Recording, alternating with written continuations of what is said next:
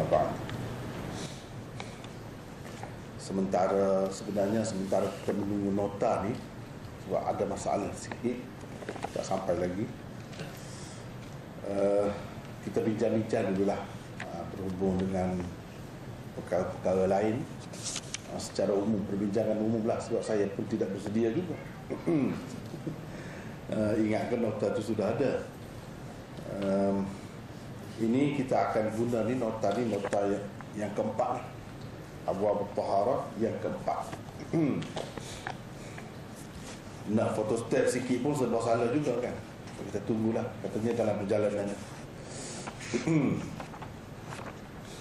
Jadi rasanya kita bincang-bincang secara umum lah, serba sedikit maklumat umum berhubung dengan Tirmidzi ataupun lain-lain. Sebenarnya Jami' At-Tirmidzi atau Sunan At-Tirmidzi ini adalah satu kitab utama dalam pengajian hadis. Dan dalam sistem pengajian yang saya ikuti, Jami' Tirmidzi ini dikehendaki dipelajari pelajar-pelajar hadis terlebih dahulu sebelum mempelajari kitab-kitab hadis yang lain. Kalau di zaman dahulu, sebelum ada sistem daurah hadis, memang dia belajar kitab ni lah dahulu. Habis kitab ni, kitab lain pula, gitulah. Tapi yang diajar mula-mula sekali, kalau di peringkat tinggi, ialah Sunan Tirmidzi atau Jami' Tirmidzi. Kemudian setelah beratus tahun sistem ini berjalan di sana, barulah ada sistem daurah hadis. Dalam sistem daurah hadis, Jami' Tirmidzi dan kitab-kitab lain diajar setiap hari. Itu berdasarkan pengalaman saya, setiap hari. Jadi dia letakkan pelajaran ini, Jami' Tirmidzi ini, pada masa mula-mula sekali. Jadi masa itu dibagi dalam setiap hari beberapa masa, 5-6 masa. Sebelah pagi mula-mula sekali Tirmidzi. Jadi isyarat kepada kitab yang sepatutnya dipelajari terlebih dahulu dalam banyak-banyak kitab itu. Selepas itu masa kedua Abu Dawud. Begitulah dalam tertib pengajian kitab-kitab hadis yang utama. Yang ketiga Bukhari. Yang keempat masa yang keempat Muslim. Yang kelima Nasa'i. Dan yang keenam Sunan Ibn Majah. Itulah mengikut tertibnya. Setelah habis Sunan Ibn Majah, guru yang sama mengajar pula kitab lain, kitab hadis yang lain, tapi ini bukan kitab yang utama lah. Dia mengajar pula kitab Muwatta misalnya, Muwatta Imam Malik. Itu pun kita belajar juga. Muwatta Imam Muhammad, itu pun belajar juga, tapi itu selepas yang utama, tidak masa utama lah. Dan juga Ma'anil Athar dan Syarah Ma'anil Athar Imam Tahawi, itu yang dipelajari oleh kita. Jadi kedudukan Jami' At-Tirmidzi atau Sunan At-Tirmidzi ini tetap mula-mula, tiap-tiap hari mula-mula belajar. Kalau zaman dahulu ketika tak ada daurah hadis, memang dia belajar Tirmidzi dari awal sampai akhir. Selepas habis itu baru Abu Dawud, sebab guru tak ramai. Guru misalnya dalam silsilah sanad kita ni Syah Waliullah, dia seorang yang mengajar. Jadi anak dia Syah Abdul Aziz tu timur daripada dia lah. Tiap-tiap hari dia nak mengajar, bukan mengajar kitab hadis saja, banyak lagi yang lain. Jadi hadis tu dia ajar Tirmidzi dulu, lepas tu Abu Dawud, lepas tu Bukhari. Tertibnya sama, tapi tidak tiap-tiap hari lah. Setelah habis satu-satu dahulu. Sebab di zaman itu belum lagi ada sistem daurah hadis. Belum lagi ada sistem daurah hadis. Dari segi kepentingannya kitab Sunan Tirmidzi atau Jami' Tirmidzi ini, ia pada umumnya, itu perlu kita tahu, sebab kita tak biasa di tempat kita kan, kita tak tahu keadaan dia, siapa yang pegang, yang mengajar kitab ini, yang mengajar kitab ini sepatutnya, kita pun tak tahu kan. Kalau di sana yang pegang kitab Tirmidzi ini, yang mengajar kitab Tirmidzi dan Bukhari ialah Syekhul Hadis di tiap-tiap universiti. Dia sadar ramai Syekhul Hadis. Syekhul Hadis masing-masing ada tempat masing-masing itu.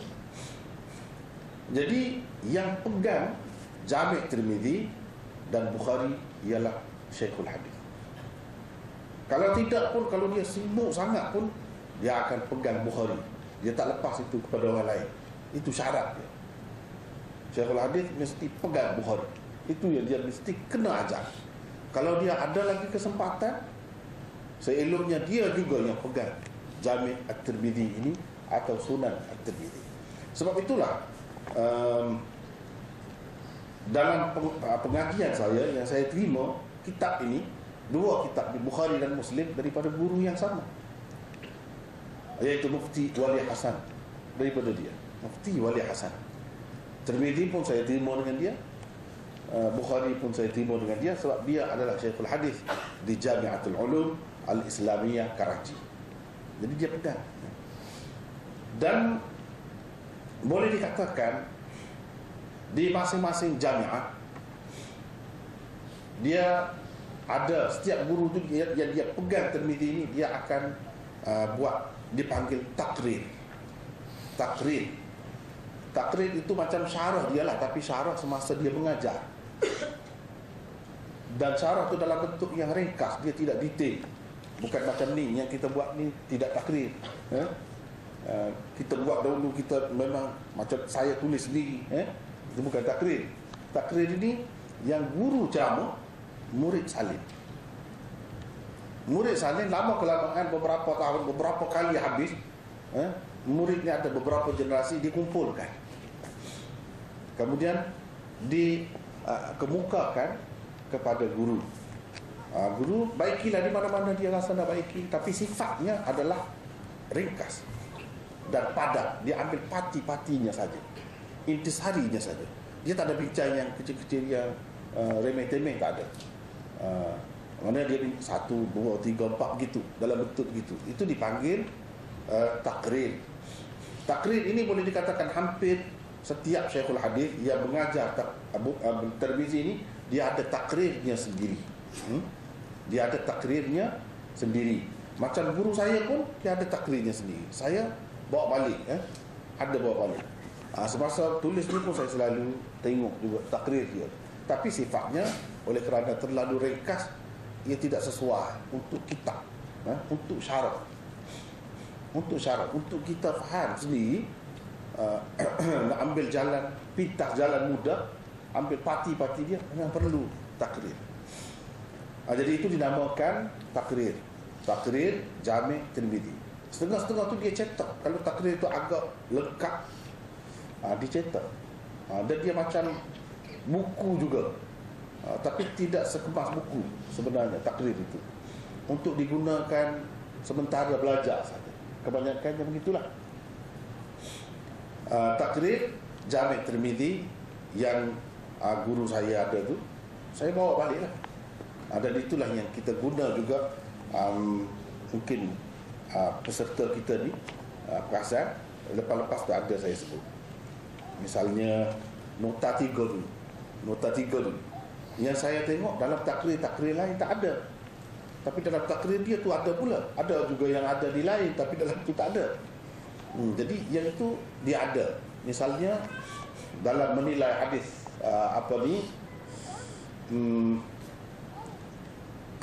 yang sebelum ni, nota yang ketiga tu, tahrim at-takbir wa tahlil at-taslim tu. Ketika bincangkan hadis tu, saya petik daripada takrir guru saya, yang mana dia sebut Maulana Anwar Shah Kashmiri gunakan kaedah usul dalam menilai hadis. Dan ada beberapa kaedah usul di situ sangat cantik, yang mana saya tak jumpa di lain, dan saya masukkan dalam itu.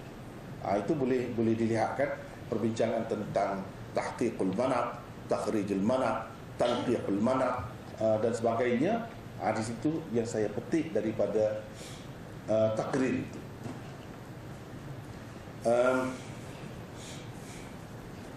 Kitab Tirmidzi seperti mana kalau kita lihat Kita telah ikuti dah sampai 3 nota, dan ini nota yang keempat. Kalau kita perhatikan, memang sangat istimewa. Akan terasa, kita akan dapat rasa kenapa kitab ni perlu dipegang oleh Syekhul Hadis. Apa yang menariknya, yang berbeza Tirmizi ini daripada kitab-kitab lain? Memang ketara sangat. Ketara sangat. Sebab Imam Bukhari misalnya, dia tak ada sebut hadis ini sahih ke apa, sebab dia kumpulkan yang sahih semuanya. Tak perlulah dia bincang nak kata ini hadis ini hasan ke apa ke. Tak ada dah, tak timbul soal itu. Dan dia tidak perkenal perawi-perawi dia. Tak ada, kita tak dapat kenal. Tapi kalau Tirmizi berbeza. Satunya dia sebut hukum hadis itu menurut dia, hasan ke, sahih ke, gharib ke, dia sebut. Sengaja dia kadang-kadang dia bawakan hadis yang dhaif. Bukan dia tak ada hadis yang sahih, ada, untuk mengajar kepada kita. Dhaif ni kenapa? Apa sebab jadi dhaif? Lalu dia sebutlah perawi ini misalnya ada dalam sanad itu. Tujuannya ialah nak memperkenalkan kepada kita tentang perawi sesuatu hadis itu. Jadi kita kenallah perawi. Artinya bila kita belajar Tirmizi ini secara tidak langsung, kita juga belajar tentang rijal hadis. Ini yang tidak ada dalam kitab lain. Sebab itu dia letak mula-mula. Dia ajar kita mengenali perawi-perawi atau rijal hadis. Kita tahu ini perawi sahih, ini perawi hasan, ini perawi gharib dan sebagainya. Kita boleh tahu. Kemudian untuk kemudahan kita di peringkat awal ni, kita tak biasa lagi dengan hadis. Dia bantu kita, dia tolong kita. Dia kata ini hadis ini hasan misalnya. Dia tolong kita. Kenapa hasan? Kita tengoklah. Kenapa dia tidak naik sahih? Di situ banyak sangat kelebihannya. Dan kiranya kalau betul-betul kita belajar Jami' Tirmizi ini secara sistematik, bila habis dengan banyak dah dalam kepala, dari segi ilmu rijalnya, dari segi hukum tentang sesuatu hadis itu, kita nak takhrij hadis macam mana, kita sudah belajar banyak sangat. Itu kelebihan Jami' Tirmizi. Selain daripada itu, kita boleh tahu juga mazhab-mazhab. Kalau dalam Bukhari dia tak ada, dia kira dia mazhab dia. Yang orang lain dia tidak tak kira, tengok kitab lain lah. Tapi kalau dalam Tirmizi, dia cuba kemukakan mazhab imam-imam yang masyhur. Dan dalil-dalil dia sebut ini pegangan Syafi'i misalnya. Syafi'i pegang dengan hadis inilah. Kemudian dia kemuka pula bab lain yang berbeza daripada yang tadi. Ini pegangan golongan lain pula, orang-orang Kufah misalnya, dia kata. Jadi daripada situ kita tahu perbezaan mazhab-mazhab ni, daripada seorang imam dengan seorang imam yang lain, daripada satu kawasan berbeza dengan satu kawasan yang lain. Misalnya ini riwayat Hijaziyin, ini riwayat Kufiyin, berbeza. Jadi kita boleh tahu semuanya dengan sebab kita belajar Tirmizi ini. Dan ini melatih kita sebenarnya untuk mendapat satu kemampuan untuk melihat bagaimana imam-imam besar itu telah menerima ataupun mengeluarkan sesuatu hukum daripada sesuatu hadis. Macam mana kita boleh belajar daripada Tirmizi. Itu cara dia. Kadang-kadang dia tarjihkan. Dia kata dia pendapat ini, yang ini lebih kuat. Sebenarnya dia nak ajar kita orang-orang yang belajar ilmu hadis ini, bila ada dua hadis yang bercanggah, bagaimana cara kita nak tarjihkan. Kenapa kita tengok ulama ni tak mahu terima hadis ni, padahal dia tahu. Dia terima hadis ni, dia tarjihkan hadis ini. Kadang-kadang yang dia tarjihkan itu, kalau nak kira dari segi kedudukan hadis, lebih rendah daripada hadis yang dia tinggalkan itu. Kenapa dibuat begitu? Imam Tirmizi akan ajar kita benda-benda itu. Dan benda-benda ini tak ada dalam kitab lain. Itu yang istimewa. Sebab itulah Jami' Tirmizi ini memang sangat istimewa. Saya pun rasa begitu bila saya buat kerja sedikit sebanyak, tengok ni, patutlah baru kita faham kenapa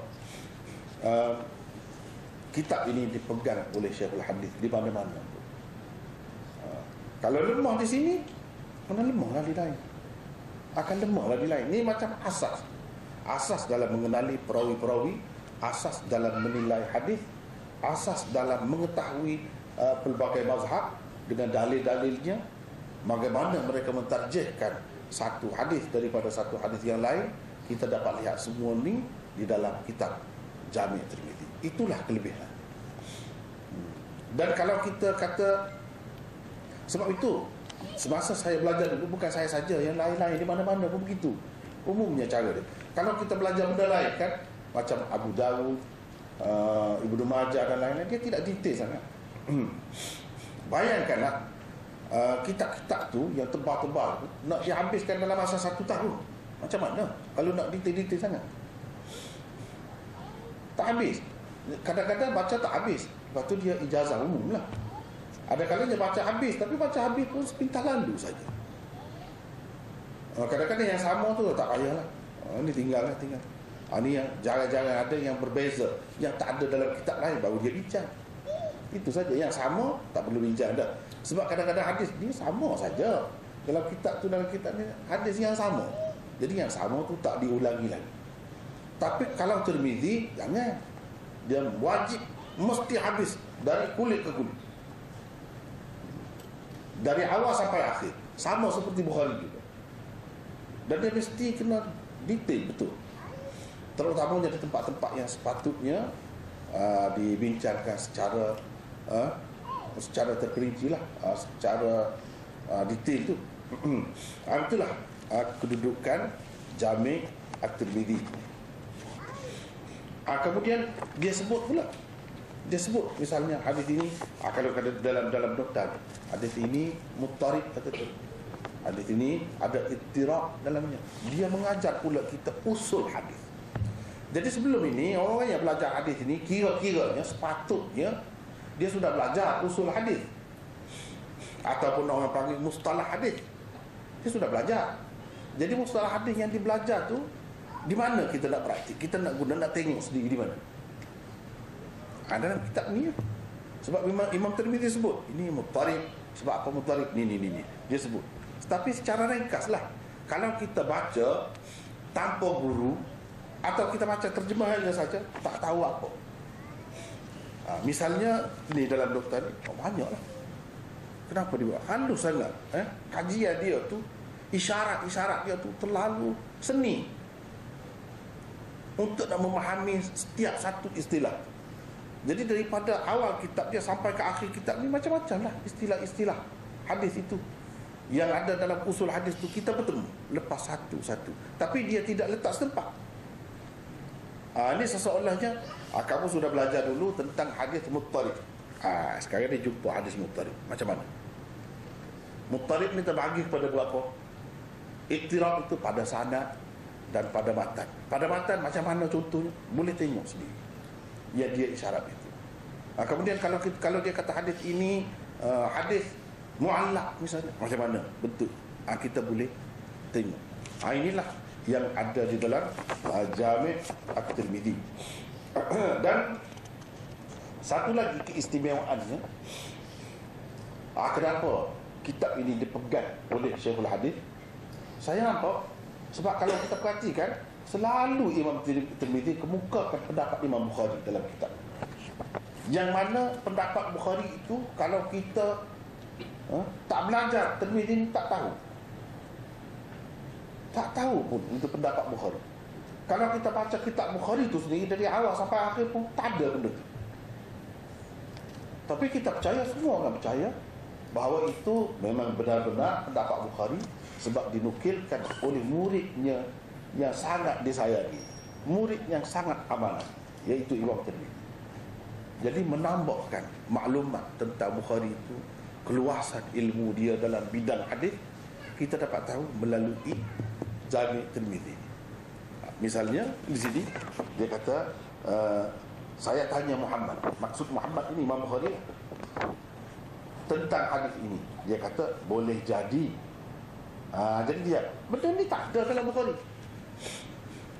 Jadi kadang-kadang kita tengok dalam kitab kan, dia kata Imam Bukhari kata. Imam Bukhari kata tu di mana? Kalau kita cari dalam Bukhari sendiri, tak ada. Sebahagiannya Imam Bukhari kata tu dalam kitab Tirmidzi, murid dia. Sebahagiannya yang kata Bukhari kata tu dalam kitab dia yang lain, At-Tarikhul Kabir misalnya. Dalam kitab tu, itu pun Bukhari kata juga. Kadang-kadang yang kata Bukhari kata tu dalam kitab dia Ad-Du'afa As-Saghir misalnya. Kitab Ad-Du'afa As-Saghir, macam-macam kitab dia lah. Salah satu sumber utama kita tak tahu pendapat Imam Bukhari dalam menilai sesuatu hadis, dan sama ada muridnya Imam Tirmidzi ini setuju atau tidak setuju, kita boleh tahu di dalam kitab Jami' Tirmidzi. Kalau tak ada Jami' Tirmidzi ini, banyak sangat orang tak tahu ilmu Imam Bukhari. Inilah saluran yang dipercayai yang ada pada umat. Kalau Imam Tirmidzi tak tulis kitab ini, tak tahu Imam Bukhari apa dia yang tidak ada di dalam sahih dia tu, orang tak tahu. Rupanya yang tidak ada di dalam Bukhari itu pun berapa luas, berapa hebat ilmu dia, dan ini hanya kita boleh dapati di dalam kitab Tirmidzi. Adapun Muslim, dia murid Bukhari juga, tapi dia tak ada buat begini. Dia tak ada buat begini. Jadi itulah antara kelebihan kitab Tirmidzi. Jadi kitab Tirmidzi, kita kena tahu, saya sudah sebut dari dulu ni sebahagiannya ya, saya pun tak ingat ya, sebahagiannya saya sudah sebut, iaitu dalam mukaddimah dahulu. Sebab dalam mukaddimah tu serba sedikit sudah ada sentuh benda yang saya sebut tadi, tapi mungkin juga ada yang tak ada sentuh dulu, tak apalah. Antaranya yang saya ingat, saya telah sentuh, kenapa kitab Imam Tirmidzi ini perlu dipelajari mula-mula sekali, terlebih dahulu. Kenapa ulama tu letak susunan tertib dia begitu? Jawabnya, antara maksud utama Imam Tirmidzi tulis kitab dia ni ialah nak menyatakan kepelbagaian mazhab dalam Islam. Kepelbagaian mazhab dalam Islam dan keluasannya. Beliau akan kemukakan bukan pendapat imam mazhab 4 tu saja, bahkan salah seorang imam mazhab 4 tu yang masyhur di kalangan kita sekarang, dia tak ada sebut pun, sekali pun tak ada sebut nama, iaitu Imam Abu Hanifah. Dia tak sebut, padahal berjuta orang ikut tu. Yang dia sebut yang lain, misalnya mazhab Sufyan Tsauri, mazhab Auza'i. Jadi kita boleh tahu mazhab mereka tu yang tak sampai kepada kita, yang orang kata sudah pupus mazhab itu. Apakah tidak boleh dipercayai? Sama seperti kalau kita percaya Imam Tirmidzi kata, Imam Bukhari kata begini-begini, sepatutnya kita percaya juga. Sebab Imam Tirmidzi ni seorang yang amanah. Ulama kata kenapa dia tidak bawa pendapat Imam Abu Hanifah, dia bawa pendapat Syafi'i, dia bawa Malik, dia bawa Ahmad, dia bawa Ishaq, pendapat Ishaq yang kita tak maklum. Bukan 4 mazhab pun itu, di luar daripada 4 mazhab. Imam Abu Hanifah tu yang begitu penting dia tak sebut. Kenapa? Setengah-setengah orang kata dia tak setuju dengan pendapat Imam Abu Hanifah, dia banyak pakai ra'yi, fikiran dia. Tak betul. Tak betul. Bukan kerana itu. Kalau nak kira ashabul ra'yi, banyak lagi yang dia sebut, itu pun ashabul ra'yi juga. Bukan kerana itu, tetapi kerana saluran untuk sampai, untuk mendapat mazhab Imam Abu Hanifah tu yang sampai kepada dia tidak meyakinkannya. Tidak meyakinkannya. Sebab itu dia lebih senang bawa mazhab Sauri. Berapa banyak Sauri ini sama dengan Abu Hanifah. Dan dia sebut Ahlul Kufah saja. Ahlul Kufah yang dimaksudkan itu termasuklah Imam Abu Hanifah. Tapi dia tak sebut nama. Kenapa? Sebab saluran yang sampai kepada dia untuk di mazhab Hanafi ini tidak meyakinkannya. Sebab itu dia tak sebut. Artinya yang dia sebut itu, dia yakin itu. Dia yakin itu. Setengah-setengah orang, dia kata selain daripada 4 mazhab ni, tak yakin. Kita tak boleh pegang. Kalau 4 mazhab tu saja yang boleh pegang, sebab ulama-ulama dia ramai. Bagi saya tidak tepat begitu. Macam Imam Tirmidzi ni, cuba kita perhatikan, dia tak bawa pendapat Imam Abu Hanifah semata-mata kerana maklumat yang sampai kepada dia tentang pendapat Abu Hanifah itu tidak meyakinkannya. Dia tak bawa. Jadi yang dia bawa, yang dia sebut itu mazhab Ishaq ke atau Auza'i ke, bagi dia itu meyakinkan. Benda yang sama juga, walaupun dia tidak ada mazhab sendiri, seperti mazhab Syafi'i, dia ada mujtahid fatwanya, ada mujtahid tarjihnya, ada mujtahid mazhabnya. Dalam Syafi'i itu begitu ramai yang buat hijau. Memang hebatlah, kukuhlah. Apakah kita nak anggap mazhab lain yang tidak diamalkan oleh sesiapa itu tak kukuh, tidak boleh dipercayai? Bagi saya tak patut begitu. Sebab pendapat Ats-Tsauri misalnya yang dikemukakan oleh Imam Tirmizi, bukan Imam Tirmizi saja, Imam Tirmizi dengan yakin sebut ini pendapat Tsauri. Mana dia yakin, sebab tu dia sebut. Itu satu, Imam Tirmizi ni bukan jalan-jalan orang. Kalau dia seorang saja sebut, bagi kita yakin dah. Macam dia sebut pendapat Bukhari, orang lain tak ada sebut, dia seorang saja. Kenapa kita boleh terima? Ini pendapat Tsauri itu kalau kita tengok dalam kitab lain, beratus-ratus kitab lain, orang lain juga sebut, begitu juga. Macam mana kita tak yakin? Coba tidak ada kita kata murid dia, mujtahid-mujtahid yang di bawah dia dalam mazhab dia sendiri, itu cuma tak ada. Tapi dari segi penglibatan ulama-ulama, tak kira lah dia tu diketahui sebagai pengikut mazhab mana ke, ataupun tidak diketahui dia mengikut mazhab mana, semua mereka ada sebut pendapat Tsauri itu. Jadi maknanya pendapat Tsauri yang tersebar dalam kitab-kitab ini boleh dipercayai, sebab benda yang sama, tak ada khilaf. Kalau ada khilaf tu mungkin kita boleh pertikaikan, tapi masalah khilaf ini sebenarnya dalam satu mazhab, Syafi'i sendiri pun ada khilaf. Tidak kata dalam Syafi'i ini satu saja pendapatnya, tak ada khilaf. Ada juga sebenarnya. Jadi apa salahnya kalau pendapat Ats-Tsauri, pendapat Ishaq bin Rahawayh itu kita terima? Sebab dia dikemukakan bukan oleh seorang Imam Tirmizi saja. Ramai lagi kitab-kitab beratus-ratus kita tengok benda yang sama juga. Sebab itu bagi saya tak kena kalau kita nak kata mazhab 4 saja boleh diyakini, yang lain tidak boleh diyakini. Tak tepat tu begitu. Sebab dia walaupun tidak atas nama pengikut-pengikut dia, ulama-ulama dia semua amanah dalam menyampaikan pendapat seseorang imam itu. Kita dapati sama. Kita dapati sama. Jadi kita nak kata tak kukuh macam mana? Bahkan kalau kita mengambil kira semua ulama-ulama hadis, pensyarah-pensyarah hadis ni, nescaya kita akan dapati lebih ramai lagi daripada yang menyampaikan pendapat dalam sesuatu mazhab itu. Lebih ramai lagi. Dengan sebab itu, ini adalah suatu perkara yang meyakinkan. Imam Tirmizi kemukakan kitab dia ni untuk memperkenalkan kepada kita mazhab. Dan kenapa mazhab ni jadi berbeza? Kenapa ulama ni jadi berbeza pendapat? Dia buat satu tajuk, kemudian dia bawa hadis. Jawabnya hadis lah. Kerana mereka berbeza dalam menerima hadis. Kerana hadis itu ada berbagai-bagai. Lepas tu kita kata, tidakkah lebih baik kalau ada satu saja? Jadi ini boleh menampakkan kesatuan umat Islam? Jawabnya tidak begitu. Memang dikehendaki berbeza di situ. Memang dikehendaki berbeza. Kita kata kalau baik tu, kalau tidak dikehendaki berbeza. Kalau berbeza tu memang dikehendaki, apa salahnya? Itu lagi baik. Sama seperti kita kata baju lah, ini warna baju. Mungkin orang kata kalau pakai satu warna saja itu lebih baik. Ya, dari satu segi. Tapi dari segi kepelbagaiannya, orang ni minat tak sama, kesukaan dia tak sama. Dan kesemuanya warna apa pun harus kan. Dan kalau harus, memang dikehendaki kita berbeza pendapat di situ. Berbeza-beza, tak sama pun boleh. Apa salahnya?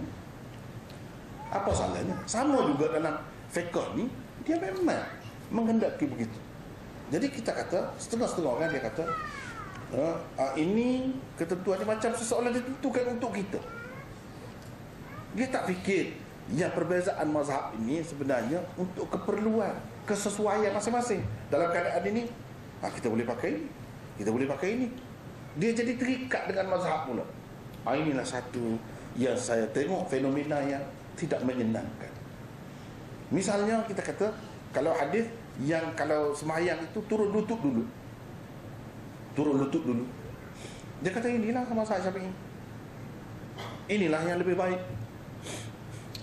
Sedangkan ada dalam hadis yang lain, turun tangan dulu. Dan itu dipegang oleh orang mazhab lain. Jadi dia masing-masing tak khususkan dengan mazhab dia. Dia tak fikir dari segi manusia itu sendiri. Nabi SAW buat begitu nak bagi kesenangan kepada manusia itu sendiri. Tidak kira kamu siapa pun. Sebab ada kalanya orang tu dalam keadaan tertentu, uzur misalnya, dia lebih selesa lutut dulu. Ada kalanya tidak selesa lutut dulu, tangan dulu. Itulah maksudnya. Bukan nak khusus dengan golongan mana-mana sehingga jadi tanda dia pula. Tanda mazhab tak perlu. Tak perlu gitu. Kalau kita pakai hadis itu dalam keadaan-keadaan yang berbeza tadi, jadi senang nampak. Sebenarnya untuk kita semua, bukan untuk golongan tertentu. Ini untuk orang Malaysia, ini untuk orang Turki apa. Tak ada timbul masalah. Tapi cara faham itulah, cara faham inilah yang berbeza-beza. Kalau kita melihat kitab-kitab hadis ini dari sudut seorang mazhab yang terikat dengan mana-mana mazhab, dia akan jadi kitab ni jadi berwarna mazhab dia. Dia akan pusing. Sebab itu kalau kita baca syarah-syarah ni, kalau ditulis oleh ulama Maliki, kadang-kadang dia bawa ke dia, bawa ke situ. Ditulis oleh Hanafi, bawa ke dia. Sebenarnya tak berkena-mengena. Sepatutnya untuk semua. Sepatutnya untuk semua. Sebab itu saya tengok macam pengarang kitab Tuhfatul Ahwazi, Syarah Tirmizi, dia ahli hadis. Banyak tempat sangat istimewa cara dia, sebab dia tak terikat dengan mazhab. Dia tengok ni hadis ini lebih sesuai. Pakai. Sedangkan kalau kita baca syarah-syarah hadis yang dibuat oleh ulama Hanafi ataupun yang diajarkan oleh ulama-ulama Hanafi, misalnya dalam kes perempuan pergi ke masjid, berapa banyak hadisnya, banyak sangat hadisnya, tapi mereka ketepikan. Yang perempuan pergi ke masjid, perempuan ni lebih baik sembahyang di rumah seorang diri dia. Kalau di luar rumah, dalam rumah lebih baik. Dalam rumah, dalam bilik lebih baik. Kalau bilik kecil lebih baik. Pergi ke situ. Dia tinggal berapa banyak hadis-hadis yang sahih, memang tidak masuk dalam mazhab-mazhab lain sampai sekarang ni perlu pakai lagi. Dia tinggal.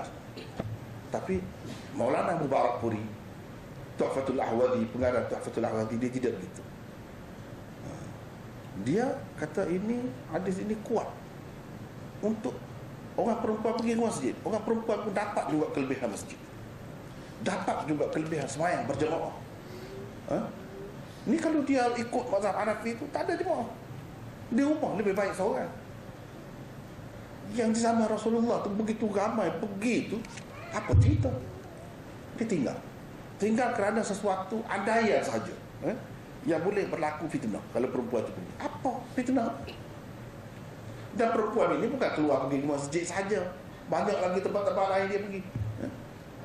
Tempat lain boleh pergi, masjid tak boleh pergi. Akhirnya jadi ketinggalan umat Islam. Ini kesan yang saya lihatlah di negara-negara Hanafi, banyak orang perempuan dia ketinggalan. Salah satu sebabnya kerana mereka terlalu taksub pakai pendapat imam tu lah. Sepatutnya dia terbuka. Kalau terbuka kan boleh tengok. Cuba tengok orang yang tak pakai cara tu betapa dia maju, kelebihan. Dia tampak kelebihan. Jadi kerana ikut yang ini, berapa ramai kerugian. Usahakan nak belajar benda lain, benda agama pun ketinggalan. Nak dapat kelebihan ibadat pun tak dapat. Ini perbezaan mazhab. Jadi kalau kita tengok kitab-kitab hadis ini dari sudut pandang seorang hadis yang bebas, tak ada terikat dengan mazhab-mazhab, kita nampak banyak faedahnya. Sebab kita di sini kita tengok sesuai dengan mazhab ni, di sini sesuai dengan mazhab ni. Kadang-kadang kita tengok satu hadis tak sesuai dengan mana-mana mazhab yang ada. Kita nampak macam mana? Tapi dia hadis Nabi. Apakah kita akan tinggalkannya? Tak ada ke tempat untuk sesuai digunakannya? Inilah, kalau kita baca kitab Tirmizi ini, kita boleh tengok ini pendapat orang, ini pendapat. Itu maksud utamanya. Kemudian kita belajar Abi Daud. Itu yang kedua. Abu Daud, tujuan utama dia, banyaklah maksud dia, tapi yang utama, antara yang utamanya ialah nak mengajarkan kepada kita tentang dalil-dalil masing-masing imam. Kalau imam ni kata begini, mana dalil? Dia kemukakan hadis. Ini hadis. Jadi imam-imam itu bukan sewena-wena, sesuka hati dia. Nak buat hukum dia sendiri, tidak. Bahkan dia ada tempat rujukan. Sebab itu kita hormat, kita sanjung mereka. Sebab mereka mengambil kira dalil-dalil, terutamanya berupa hadis Nabi SAW, mereka ambil kira. Jadi kita boleh tengok dah, agama yang sampai kepada kita ni melalui mazhab mana pun, kita yakin puncanya ialah daripada Rasulullah SAW juga. Cuma orang ni dia pegang dengan dalil ni. Oleh kerana dalil tu nampak bercanggah dengan yang satu lagi, dia guna kaedah tarjih. Kaedah tarjih pakai yang ini. Jadi di situlah timbul pula berbagai-bagai ilmu, usul fiqhnya, qawaid fiqhnya, dan macam-macam lagi, hikmah fiqhnya, ada semua. Dari puncanya daripada menilai dalil-dalil itu. Yang ni nilai begini, dia pakai ada dalil dia, bukan tak ada dalil. Jadi kalau orang kata ini semata-mata pendapat, tak betul. Kadang-kadang kita tengok Imam Abu Hanifah, macam kata tadi, dia kata perempuan lebih elok sembahyang di rumah. Dia ada dalil juga, dia ada hadis juga. Bukan dia ikut pendapat dia saja, fikiran dia semata-mata, nafsu dia, tidak. Cuma kita yang kemudian yang lain ni, fikirlah tengok dalil dia tu sejauh mana, untung rugi je, baik buruknya, kesan dia, kita kena tengoklah. Tapi dari segi dia tu pakai dalil, tetap menjadikan hadis-hadis Rasulullah sebagai rujukannya, itu tetap memang ada, tidak dinafikan. Itu tujuan Imam Abu Daud, iaitu dia nak cerita dalil imam-imam. Kalau Imam Tirmizi nak cerita khilaf, dia cerita ini orang ni pendapat begini, orang ni pendapat begini. Dia sebut dah dalil sikit, tapi tidak banyak. Jadi Imam Abu Daud tambah dalil masing-masing. Kemudian baru Bukhari. Pergi kepada Bukhari, ini lagi susah. Pergi kepada Bukhari, dia tujuan utama dia ialah bagaimana kita nak faham sesuatu masalah, sesuatu perkara, panduan daripada hadis. Bagaimana kita nak faham daripada satu hadis? Kadang-kadang kita boleh keluarkan berpuluh-puluh kesimpulan. Bagaimana cara? Dia ajar kita, iaitu cara berijtihad, berpandukan hadis-hadis Nabi SAW. Bagaimana cara? Jadi setelah kita tahu dah mazhab-mazhab yang berbeza-beza tu, imam-imam kita sudah kenal semua, dalil-dalilnya kita sudah tahu. Jadi sepatutnya kita boleh keluar hukum sendirilah. Takkan kita nak ikut orang saja. Kita boleh faham sendirilah kaedah tu. Itu peranan Bukhari, iaitu mengajar pelajar-pelajar cara-cara mengistimbat, menyimpulkan sesuatu hukum, sesuatu pengajaran daripada hadis. Itu tujuan utama. Jadi benda ni sangat penting. Kalau kita perhati kepada tertib tadi, dia ada kesesuaiannya. Bukan saja-saja diatur begitu, Tirmizi dulu, kemudian Abu Daud. Bukan saja-saja, bahkan besar faedah dia, iaitu nak meningkatkan kemampuan seseorang pelajar hadis itu daripada permulaan sedikit-sedikit sampai dia jadi seorang yang cukup mahir. Cukup mahir. Dan dengan kalau Bukhari, dia menggunakan hadis yang paling sahih, hadis yang paling kokoh. Ini hadisnya, saya buat kesimpulan begini, ini hadisnya. Dia ajar kita, dia faham macam mana, dia begini cara. Kadang-kadang tak ada hadis pun, Imam Bukhari buat mari ayat Quran saja, tak ada hadis pun, dia buat kesimpulan sendiri. Dia nak ajar kita seolah-olahnya dia ni macam guru silat. Guru silat ni kan, mula-mula dia guna senjata. Kamu ada sama-sama ada senjata. Akhir sekali sampai satu peringkat, bila sudah mahir, ni orang ada senjata masa keliling, kamu tangan kosong, nak buat macam mana? Dia boleh juga. Itulah maksud Bukhari ni. Walaupun dia, kemahiran dia, walaupun tak ada senjata pun, dia boleh patahkan juga musuh yang ada senjata. Jadi zahirnya tak ada senjata, tapi boleh juga dia ambil hukum daripada hadis itu. Hadis itu tak nyata begitu, tapi dia boleh simpulkan daripada hadis itu sesuatu. Itu cara dia. Itu cara Imam Bukhari. Kemudian Imam Muslim yang keempat, kalau kita perhatikan, apa tujuannya? Tujuannya ialah membanyakkan hadis yang sahih, yang tinggi kedudukannya, sahih di peringkat tinggi. Kalau Bukhari dia kadang-kadang bawa satu saja hadis, mungkin kita rasa tak kukuh walaupun kuat dah, tapi satu saja. Imam Muslim bawa banyak salurannya. Kadang-kadang hadis sama, salurannya banyak. Imam Bukhari bawa melalui satu saluran saja.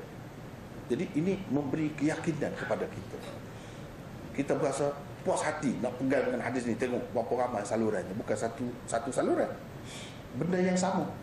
Ataupun dia banyak hadis dia, banyak berhubung dengan perkara yang sama. Itu tujuannya. Jadi kita pun yakinlah dengan agama kita, sebab agama kita ni sampai melalui saluran yang kokoh macam ni. Saluran itu bukan satu tapi banyak. Itulah kelebihan Muslim.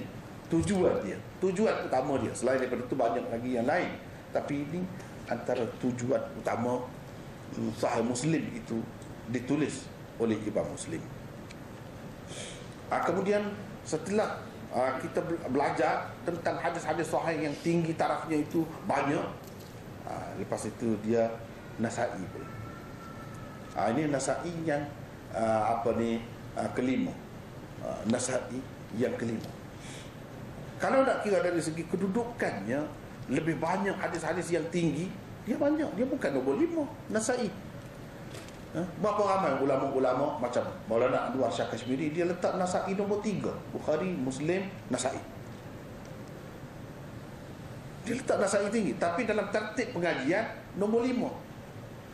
Tengok berbeza. Sebab dia ada maksud sendiri. Kita nampaklah orang yang susun ini, tertib ni, buat tertib pengajian hadis, nampak orang-orang yang hebat, orang yang cukup berpengalaman dalam melahirkan pakar-pakar hadis. Memang nampak. Sebab hadis-hadis ni banyak.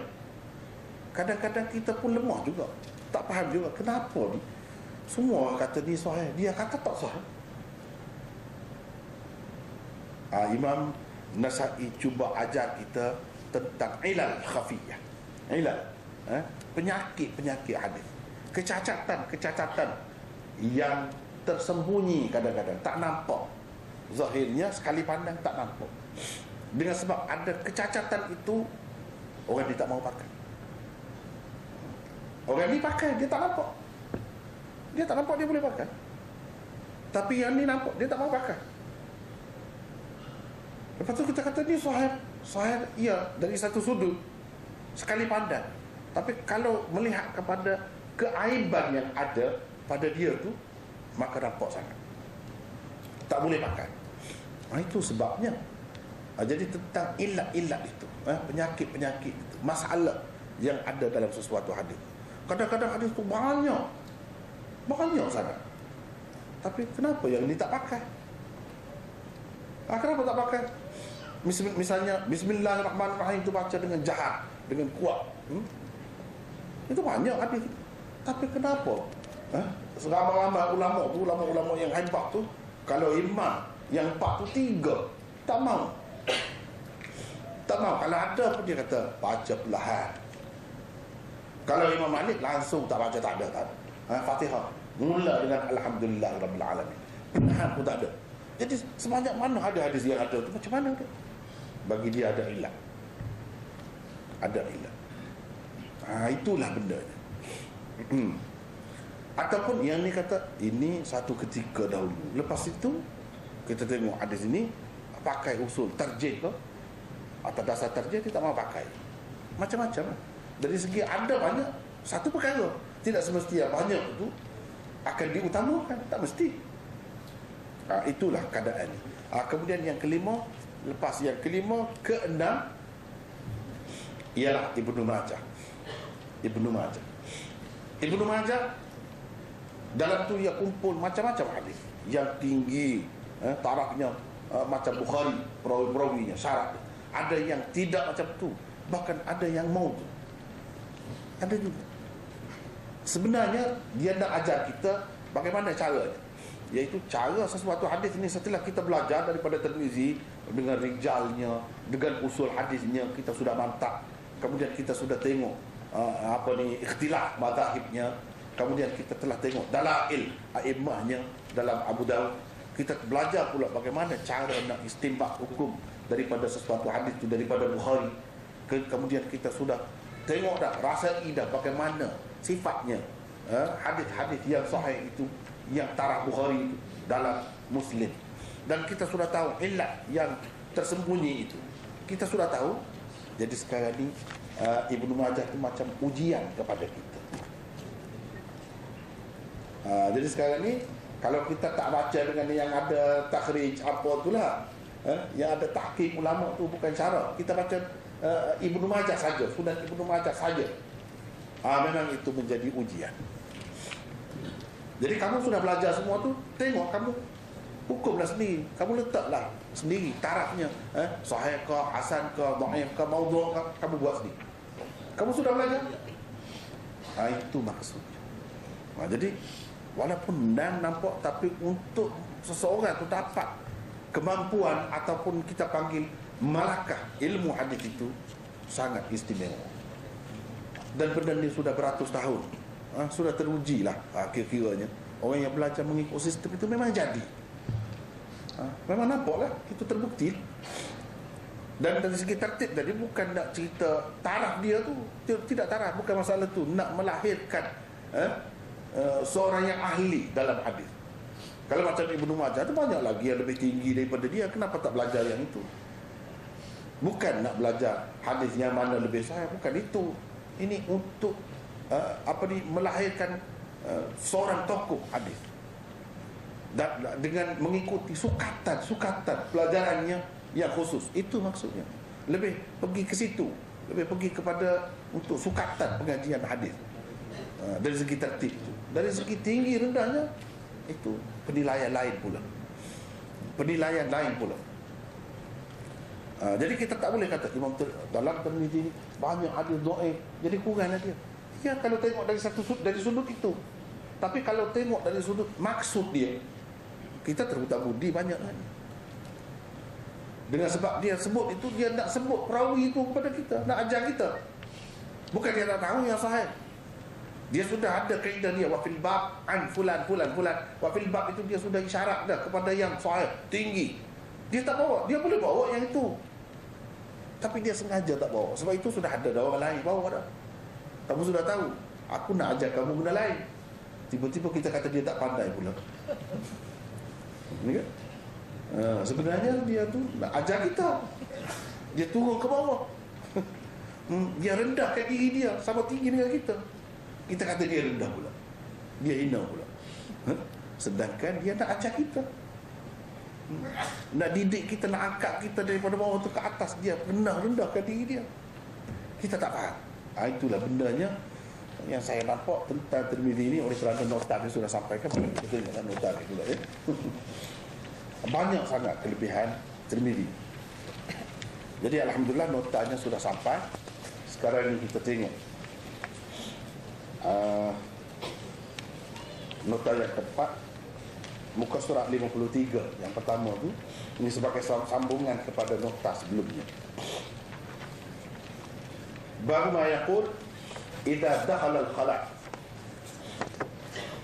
Bab apa yang diucapkan apabila hendak memasuki tempat buang air. Apa yang diucapkan seseorang apabila dia hendak memasuki tempat buang air. Wa bihi qala hadatsana Qutaibah wa Hannad qala hadatsana Waki' an Syu'bah an Abdul Aziz bin Suhaib an Anas bin Malik qala kana an-nabiy sallallahu alaihi wasallam idza dakhala al-khala' qala Allahumma inni a'udzu bika. Qala Syu'bah wa qad qala marratan ukhra أعوذ بالله من الخبث والخبيث أو الخبث والخبائث. قال أبو عيسى وفي الباب عن علي وزيد بن أرقم وجابر وابن مسعود. قال أبو عيسى حديث أنس أصح شيء في هذا الباب وأحسن، وحديث زيد بن أرقم في إسناده اضطراب. روى هشام الدستوائي وسعيد بن أبي عروبة عن قتادة، فقال سعيد عن القاسم بن عوف الشيباني عن زيد بن أرقم، وقال هشام الدستوائي عن قتادة عن زيد بن أرقم. ورواه شعبة ومعمر عن قتادة عن النضر بن أنس، فقال شعبة عن زيد بن أرقم، وقال معمر عن النضر بن أنس عن أبيه عن النبي صلى الله عليه وسلم. قال أبو عيسى: سألت محمدا عن هذا، فقال: يحتمل أن يكون قتادة روى عنهما جميعا.